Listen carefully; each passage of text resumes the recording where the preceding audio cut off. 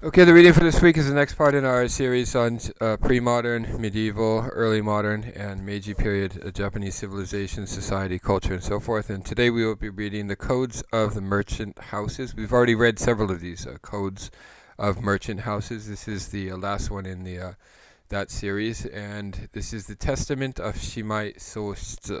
I'll put some more information about this merchant named Shimai Sōshitsu in the description below, and some more information, if necessary, about the merchant and the class system of the Tokugawa period and the merchant class and so forth. This PDF worksheet, as always, it was compiled by somebody at Columbia University, and the English translation for this Testament of Shimai Sōshitsu is included in Sources of Japanese Tradition, Volume 2. Okay, so I'll provide a link to that below, as well as the link to the PDF worksheets that we're using in this class. Alright, introduction. Although merchants were accorded low social status in the Tokugawa order and the Confucian orthodoxy of the time, so you remember Shi no Ko Sho, with the Sho at the bottom of this social hierarchy, commerce, nevertheless, the Sho at the bottom, theoretically at the bottom, thrived in early modern Japan, in Kinsei Japan. Beginning in the 17th century, merchant houses, and especially those of wealth and age, began issuing codes. Okay, so most of these great merchant houses of the time, the Tsutaya family, for example, is one of the better known, most well-known merchant houses of the Tokugawa period. They would issue these sort of codes as well. Merchant houses began issuing codes, essentially lists of instructions intended for later generations to follow.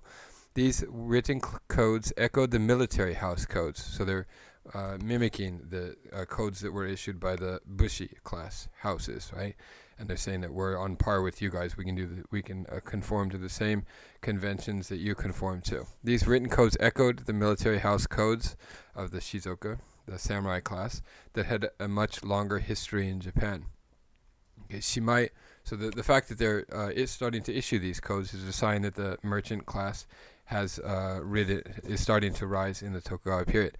Shimai Sōshitsu, born 1539, so born during the Sengoku period, and died in the early part of the Tokugawa period, 1615. And by the way, review the Tokugawa era dates if you haven't memorized them already. Basically 1600 to 1868. Memorize all the dates in the chronology, which I'll provide as always in the description below. Shimai Sōshitsu, 1539 to 1615, was a successful merchant in Hakata. The city of Hakata is an important commercial center in northern Kyushu. The house of Shimai traded in sake, in rice wine, it's often translated as sake, was involved in money lending, and supplied provisions to Hideyoshi's armies during the invasions of Korea in the 1590s. This code, one of the earliest among merchant houses, so the previous merchant house codes that we've read are from the later part of the Tokugawa period. This is one of the earliest ones. It was written in 1610 and was addressed by Shimai Sōshitsu to his heir and adopted son. Okay, that's the introduction. As always, there's a shorter version and a longer version of these excerpts. I will read the longer version, but before I do that, let me read the study questions that you have here. 4 study questions in all. Question number 1. Why do you think Shimai Sōshitsu felt it necessary to write this code? Okay, so what is his motivation? Question 2. Based on this code, what do you think were the core values of merchants during the Tokugawa period? Okay, what are their values? How do these values differ from those of the Bushi class, the samurai elite, which constituted only 6 to 10%, I think, of the total population? Right. So how are the merchant values different than the values of the elite class, the Shizoku? Question 3. Why does the author mention the constitution of Prince Shotoku, so Shotoku Taichi, whose constitution, 17-article constitution we've already read? Why does he mention Shotoku Taichi's constitution at the end of this code? How does this code resemble the constitution of Shotoku Taichi written in 610 or so, 645 maybe, I can't remember the date, sometime before the Nara period, right? And it's served as a kind of model for later constitutions and documents and so forth in Japan.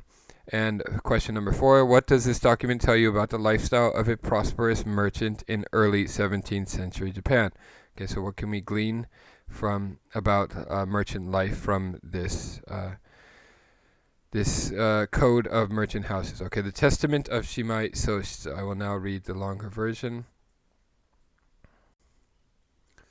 Codes of merchant houses. Testament of Shimai Sōshitsu. Code 1. Live an honest and sincere life. Respect your parents, your brothers, your relatives, and try to live harmoniously with them all. Honor and treat with respect everyone you meet, even those you see only occasionally. Never behave discourteously or selfishly. Never lie. In fact, never say anything that even resembles a lie, even something you heard from someone else. Code number 2. Although those who are elderly may reasonably pray about the life to come, you should ignore all such issues until you are 50. You may follow only the Pure Land or Zen Buddhist faiths, and you may have absolutely nothing to do with the Christian religion. Such a faith is an intolerable obstacle to anyone devoted to his house. Not one person in 10 understands the things of this life or of the next. Birds and beasts worry only about what is immediately before them, and humans are no different. In this life, they first should make certain that they do not sully their reputations. If even Buddha himself is said to have known nothing of the world to come, how can ordinary mortals know about such things? Until you reach 50, therefore, do not worry about the future life. Okay. Code 3. Dice, backgammon, and all other forms of gambling are strictly forbidden in this life. Even go, the Japanese board game Go, chess, the martial arts, the no chance, and the no dances are forbidden for people under 40. Okay, so after 40 you can start playing these games, and after 50 you can start worrying about the life to come. Code 4. Until you are 40, avoid every luxury, and never act or think like one above your station in life. So know your station in life. It's saying know which of the 4 classes you belong to and behave according to the conventions of that class. In matters of business and money making, however, work harder than anyone else. Always behave so. This is some advice that would not be given to somebody who's a member of the Bushi class. Work harder than anybody else, right? This is a kind of new ethos for the new merchant class. Work harder than anyone else. Always behave as one whose station in life is half that of yours.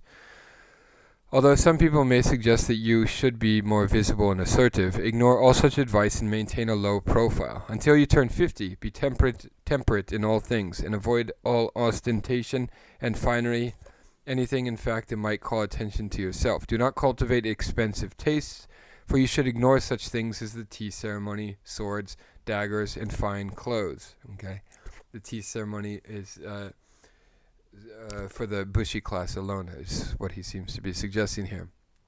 Do not build a new house unless you are over 50. Those who are that old may build what they like and can afford. Yet most people are poor by the time they die. For fewer than 1 in 10 or 20 who build a fortune by their own talent carry it to the graves, and those who inherit their wealth are even more likely to lose it and die impoverished. Remember this.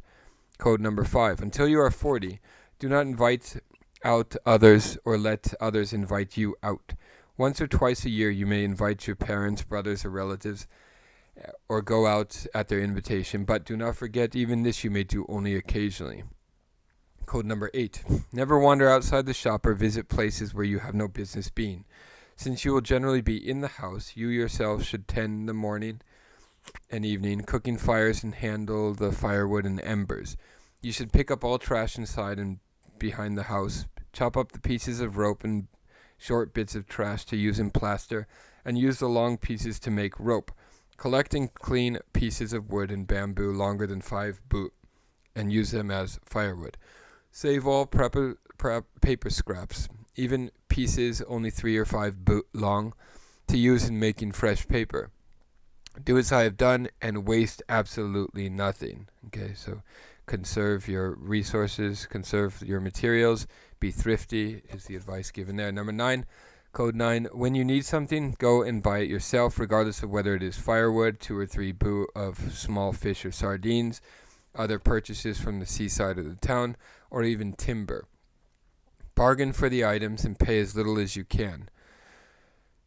Code number 10. In general, use few servants, especially few female ones. They should wear small braided hats instead. Code 11. Keep a steady supply of coarse miso on hand for your servants, and when you make the miso soup in the mornings and evenings, carefully filter the miso. You should add to the residue salt and cucumbers, eggplants, gourd melons, and onions, and serve this as a side dish to the servants. You can give them the stalks as well, and when rice is expensive, you may feed them some sort of hodgepodge. But if you do not give your servants such a dish, you and your wife should eat it as well. Even if you intend to eat rice, first sip at least a bit of the hodgepodge, for your servants will resent you if you do not. Code number 13. Those with even a small fortune must remember that their duty in life is to devote themselves to their house and its business. They must not become careless, for if they buy what they want, do as they please, and in general live sumptuously, they will soon spend that fortune. Okay, so again, be frugal, do not live sumptuously, extravagantly. Although a samurai, a bushi, can draw on the produce of his tenured lands to earn his livelihood, a merchant must rely on the profit from his business. For without that profit, the money in his bags would soon disappear. Okay, so remember, profit is a dirty word to the samurai class.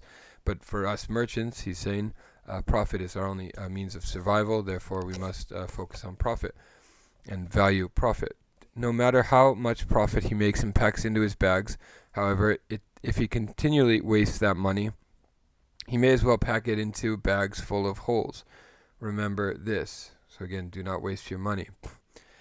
Code 14. Rise early in the morning and go to bed as soon as the sun sets, for you will waste oil if you burn lamps during evenings when you have nothing important to do.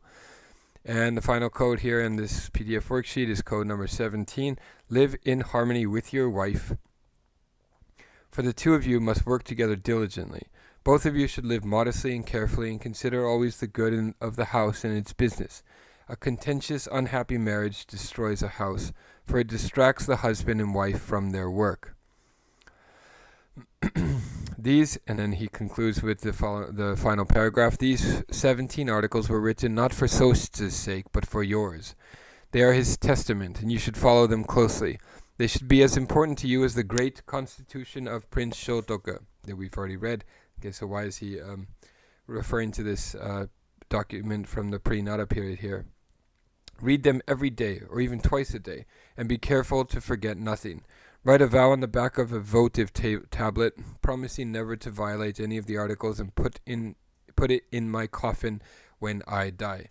The year Keicho 15, 1610 in the Western calendar. First month, 15th day, Kyohaku or Shimai Sōshitsu, and then he stamps his seal there, and that's the end of this document. And this was included in sources of Japanese tradition, as I mentioned above, but it originally appears as a translation by Ramsayer, the Harvard professor who's come under some heat recently in his article Thrift and Diligence. All right. That is all for now. We will discuss more about this in class. I will see you then. Goodbye.